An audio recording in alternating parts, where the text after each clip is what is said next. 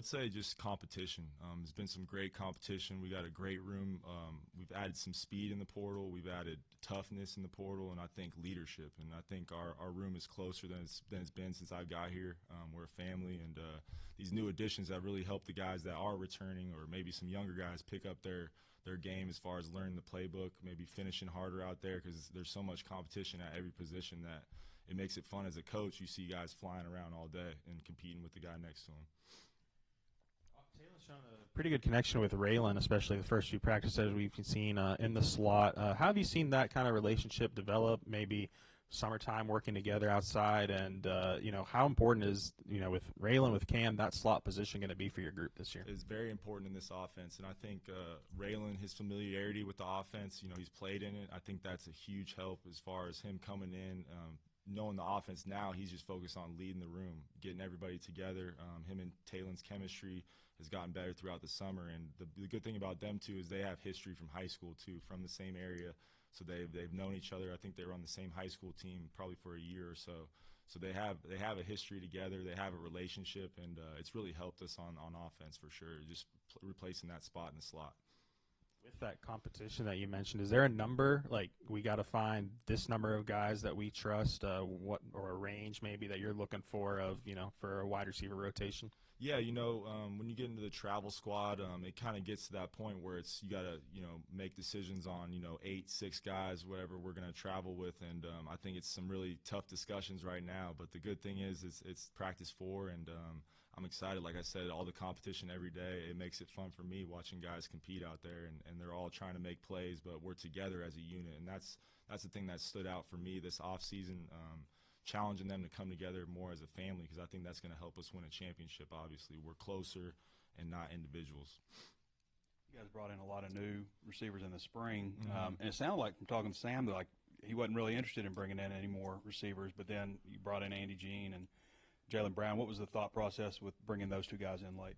Just having more depth at the position, and I think bringing in Omega and Raylan and Cam, guys that have experience, and then we needed some more speed. So we wanted to get 2 fast guys that had some playing experience, which they both have in the SEC, and with Jalen playing a little bit at Florida State as well. I think they walked in, they know how to practice at this level, they know how to run a route at this level and win, and I think their speed has really showed up and made our room faster as a whole. I feel like we're a lot faster this year as well.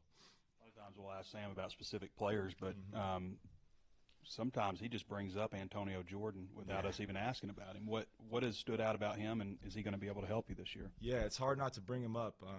Throughout the recruiting process, getting to know him and everything, he's such a great kid. And the thing that stands out is he loves the game. I mean, more than anybody I've been around as a freshman, just his love for the game, his hunger to be coached.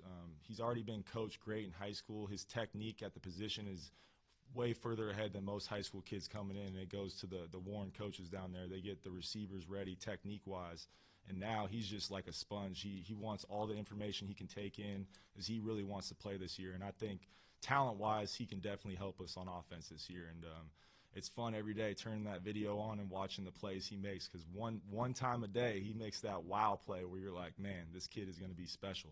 So right now it's just helping him not feel all the pressure of the whole playbook, and getting him the packages that he needs to learn and take those steps to slowly build within this offense, because he's going to be a special player. It's just a matter of time. What do you feel like C.J. Brown needs to do to kind of take advantage of his opportunity out there? Yeah, C.J. last year, he did a great job as a freshman. He was that rotation guy. I needed guy to go in the game. I trusted him because he came in early, learned the offense, and now I'm challenging him to take that next step. Be a starter in the SEC. Be a guy that, can be reliable third down, and then be tough and go compete. And, as a freshman, he got that experience on the field, and I think that's helped him this whole offseason. He's acting like a pro. He's working every day harder and harder, and just challenging him in the run game. Every play as a starter, you got to be out there every play, playing to the whistle. So it's him being a full-time player now instead of just a role substitution type player. We saw Omega Blake make a lot of strides, basically from spring break on, it seemed like. Just how did you see him kind of develop from the time he got here through now, and what do you feel like his ceiling is? I think he's got a very high ceiling. He came in, it's a lot of offense to learn, but luckily he came in the wintertime, got the offense down, made strides in spring ball, kind of came in on at the end of spring and started making some big-time plays, making people miss in the open field. the thing about Omega that I like is he's a competitor. He's tough. He's explosive, very coachable. I can coach him as hard as I want. He takes it, and he loves it. So he wants to be great, and he's always asking, hey, how can I get drafted higher? How can we help us win a championship? I've challenged him to be a leader this offseason in the summer because he was new in spring trying to learn everything. Now we're trying to bring more leadership out, and he's stepped up. He's been more vocal.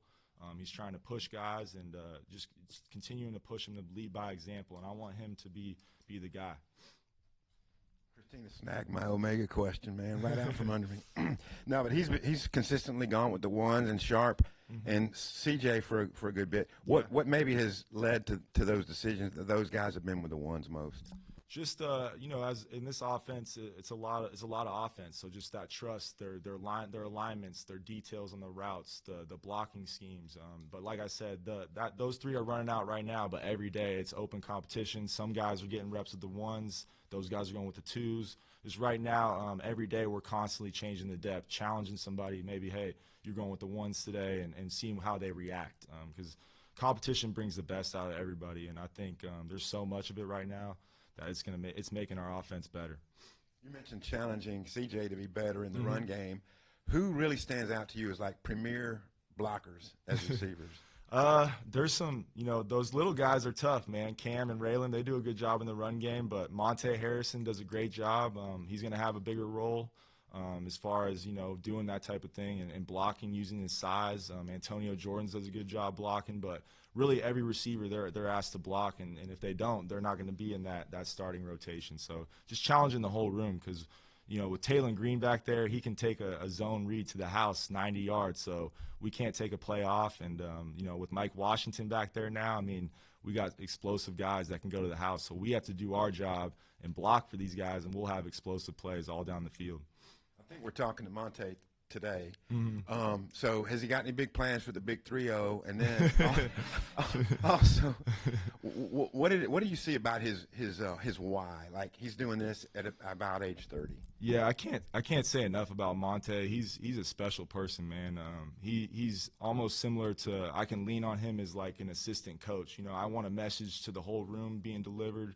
I can work through him sometimes. He can deliver the message. That way I create more leadership within the room. And, instead of me trying to bring these guys together, I have him. He's been a pro. He knows what it takes to win at a high level. So he's been a huge help in the room, and he's really taken some huge strides this offseason to become a big-time player. I think he's going to help us a lot this year. So last year was your first year here, but you had a lot of guys here that had been here a year coming in. Now it's your continuity, but a lot of new guys. I guess getting to finally kind of assemble a room that is yours, what were you kind of looking for? Yeah, we had a good plan as a staff. Coach Pittman and Coach Petrino kind of gave me the outline of what we wanted to look for. Obviously experience, losing those three guys that were seniors that played a lot for us, and Satania. So we had to get experienced guys, but I wanted tough guys that have a chip on their shoulder that want to compete. And I think like you said, recruiting those guys, building a room, I feel like we're closer because they're all guys that, we went out and recruited, and they all have the same mindset. And I feel like our room is just trending upward right now. And I know there's not really a starting three right now, but every day I feel like we're getting better and better as a room.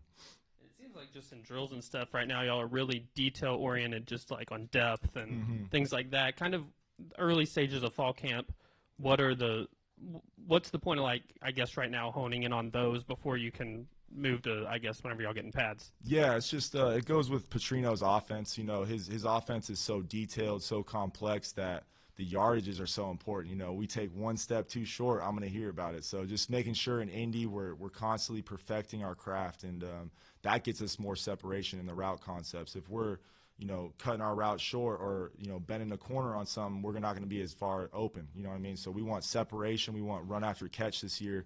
That's the main thing we're focusing on as well in our room, is run after catch. So every day in practice, I expect them to sprint 30 yards downfield and get used to making somebody miss and get used to making a big touchdown. So that's the other thing we're trying to focus on as well, more yards after catch this year. Going back to Monte, he had played baseball for 10 years, but could you tell last year maybe he had to knock some rust off when it came to football? And does it seem like he's done that this year and is more kind of fluid with the football stuff on the field? Yeah, I think that's a good way to put it. He was so raw coming in last year, just not having to get out of a break in a while, run a comeback, run a curl, those type of routes. And I think, like I said, he's taken huge strides to where now he's a big-time player, man. And I think he's going to explode in this offense this year, and we're going to do some good things with him and use him in different ways that Petrino likes to do with big guys like that. You had a guy named Andrew Armstrong last year that led the conference in receiving. How important is it to find a go-to guy like that, or would you rather it be kind of more of a distributed amongst the whole unit? Yeah, this offense has always ran through all the guys. Every skilled player on the field, Coach Petrino believes in spreading the ball around, and feeding the studs. Armstrong was our stud last year, so Petrino fed the studs, So this year I think we have way more depth, way more speed, a lot more toughness, like I said, and I think there's going to be guys making plays across the room and not just, the one position. Omega's been a couple years at South Carolina. Do you just think that's helped him had an easier transition to Arkansas? Yeah, it has. He's definitely adjusted well. He's played in this conference. He's played in a complex offense. A lot of the carryover from his offenses he's learned before have kind of carried over to us, so it kind of helps out with him learning. But just the high level of intensity, the competition, the toughness it takes to win on a route in the SEC, he understands that. So I think that was a big thing in recruiting, was just finding somebody that's played at this level that can go dominate and win a one-on-one. And then you talked about just having guys who could make big plays. He certainly is one of those guys. How important is it to have him and what he can do in the open field when he gets the ball in his hands? Yeah, it's very important. I mean, you look at his yards per catch last year, and our focus, like I said, was we want more yards after catch this year. And looking at his numbers, that was the first guy I wanted to go get. Just his average per catch was unbelievable. I think it was almost 25 yards per catch. And I think you insert him in Petrino's offense, I'm excited. He's going to take off and hopefully have a better year than last year. Sam the other day was saying that he knows that he has leaders in the wideout room. He just needs to figure out who's going to be vocal besides maybe Monte. Who are some other names that are turning into that? Yeah. And how?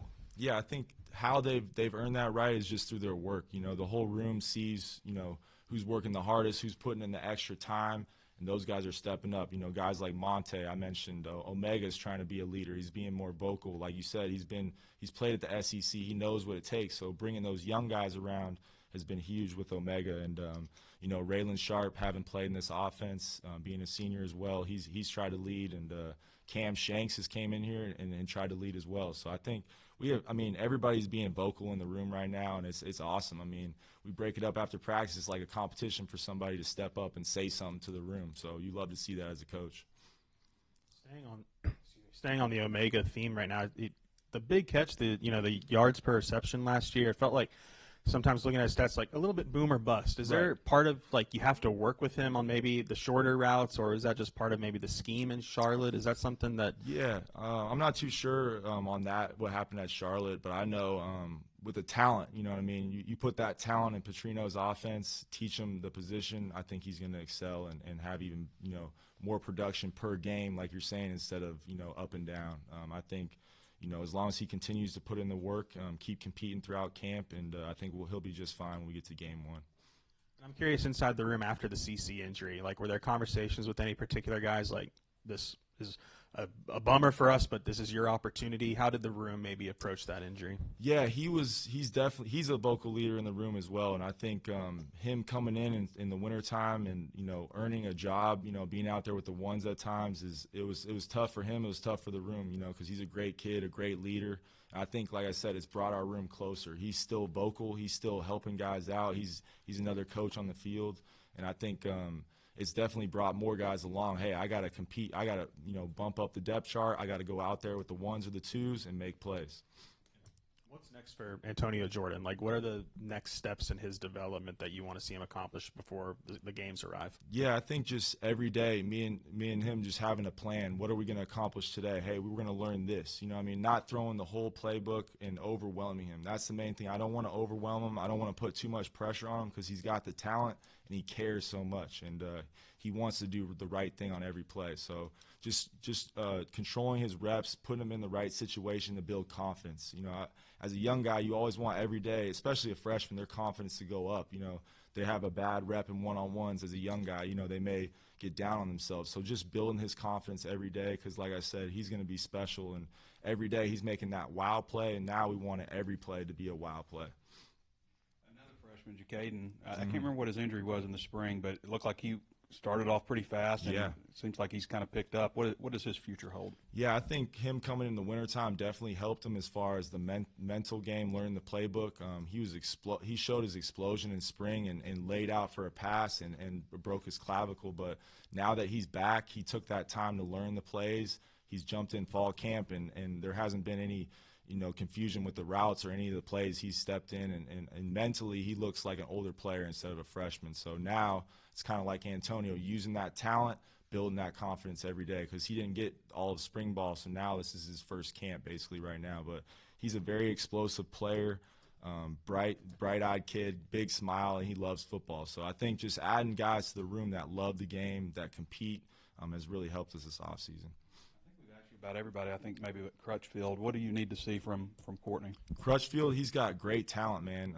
Like I said, every guy in the room just has to keep learning the offense. You know, he's made a lot of plays these first 4 practices, and it's just being more consistent every day. Keep learning the playbook, be great in the run game, pass game, and just be a full-time player. But he's very talented, man. He's strong. He's got great hands. He's made some 50-50 catches, and that's what we wanted to see this fall camp too, is who's going to step up and make those 50-50 catches. And he stood out with that. You know, obviously Omega Blake, Antonio Jordan. I mean, I don't know if you can call it 50-50 when the ball's in the air with him, but he's going to go up and get it. I think we all wrote in spring that with Armstrong and Tesla gone, you didn't have a lot of 6'3", 6'4s out there in spring. Right. Was lack of height any concern for you guys? It's different, you know what I mean? Last year, I mean, I was looking up the whole year in the room. I mean, we had Broden 6'7", you know, Tesla 6'4", Armstrong 6'4", so size is definitely a good thing in this conference, you know, but I thought, you know, with working with the staff, what we were looking for, you know, Omega Blake, you know, he's 6'3", he's tall enough, and I think, you know, speed and getting open on a route is the most important thing. If you can get open, you know, size doesn't matter in my opinion. You don't just fall into number 5 around here. How did Jacaden get 5? You know, he graduated early, and the number was open, and Coach Pittman decided to give it to him, and I think, you know, he's honored that number throughout this camp so far. He's been a great addition to the room, being out from spring ball, just having that extra explosion and speed, and he's coming every day ready to work. Just the program he came from in high school, they're a very tough program. They all love the game, so he stepped in here and just brought a different energy to the room as a freshman, and I love coaching Jacaden Ferguson. You mentioned Antonio Jordan. His technique was really good, got really good coaching at the high school level. Warren knows a thing or two about producing wide receivers. I'm curious, do you pick those coaches' brains on what their secret is? Or? No, I mean, having spent a lot of time down there, it's really helped me figure it out how to motivate Antonio. You know what I mean? How his coach motivated him, how he pushes him. Like I said, he's a very coachable kid. I can coach him hard, you know, but he's a great kid that just loves the game. Like I said, he wants to be coached hard, and he's used to it. So just building off what Warren's built with him and just continue to push him to be great is all I can do for him. You've been with Coach Petrino for some time now. Just how have you seen him evolve with just the changing landscape of college athletics? Kind of how has he evolved with it? I would say Coach Petrino is pretty much the same. I mean, he's the same guy. He's always going to try and outwork the competition, man. He's a fierce competitor, and he has the same demands in this offense that he's had since my first year working for him in 2015. And I think that's what makes him the best, is he doesn't change. You know what I mean? He will adapt and evolve to the transfer portal era, the NIL. You know, we've all had to adjust to that. But I think it's the same game for him, and it's the same offense that we've been running for a long time. And it's withstood the test of time, so we just got to keep demanding the details and demanding that these guys play full speed, and it works. You know what I mean? It's worked for a long time. Thank you, guys. Appreciate you guys.